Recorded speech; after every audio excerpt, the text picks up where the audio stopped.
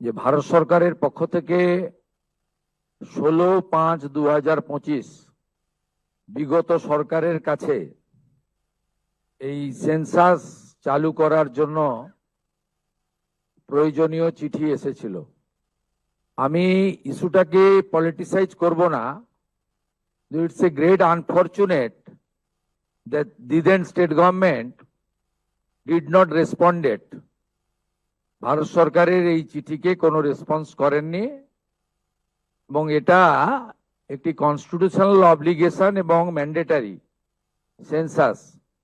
এর সঙ্গে পলিটিক্সের কোনো সম্পর্ক নেই, এর সঙ্গে কোনো কাস্ট ক্রিড কিছুর সম্পর্ক নেই।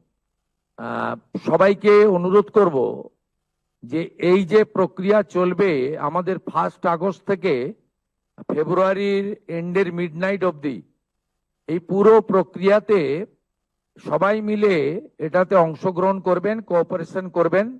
যে 1 আগস্ট থেকে আমাদের 15 আগস্ট পর্যন্ত আপনার সবাই এটা করবেন এবং তারপরে আপ টু 14 সেপ্টেম্বর পর্যন্ত এই যে স্কোপটা আছে সেটা আপনারা সবাই কাজে লাগাবেন। তাতে এবারে প্রথম ডিজিটালি হচ্ছে, আর আমাদের সেলফ এনুমারেশন করার একটা স্কোপ যেটা এর আগে ছিল না সেটাও আমরা পাচ্ছি।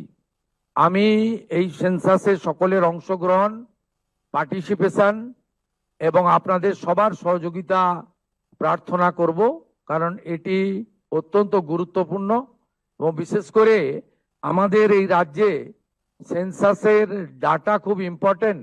কারণ আমাদের রাজ্যে প্রায় অ্যাপ্রক্স 600 কিলোমিটার বর্ডার এলাকা বাংলাদেশের সঙ্গে, সেখানে ফেন্সিং না থাকার জন্য এবং আর্লিয়ার স্টেট গভর্নমেন্ট বিএসএফ কে ল্যান্ড না দেওয়ার ফলে আমাদের রাজ্যে অনেকটা ডেমোগ্রাফি চেঞ্জ হয়ে গেছে। আপনারা কয়েকদিন ধরে টিভিতে দেখছেন যেভাবে বাংলাদেশ বর্ডার এলাকাতে মানুষজন ফিরে যাওয়ার জন্য লাইন দিচ্ছেন। দে আর নট ইন্ডিয়ান এবং এদের নাম সেন্সাসে আসতে গেলে যে যে তথ্য বা ডকুমেন্ট লাগবে সেগুলো ওরা দিতে পারবে না। তাই সেন্সাস খুব ইম্পর্টেন্ট আমাদের রাজ্যের জন্য এবং যারা সেন্সাসের দায়িত্বে থাকবেন তারা যাতে সুন্দরভাবে অত্যন্ত সুনির্দিষ্ট সময়ের মধ্যে এই কাজটা করতে পারেন, সেই জন্য স্টেট গভর্নমেন্টের পক্ষ থেকে ঐকান্তিক আবেদন জানাবো।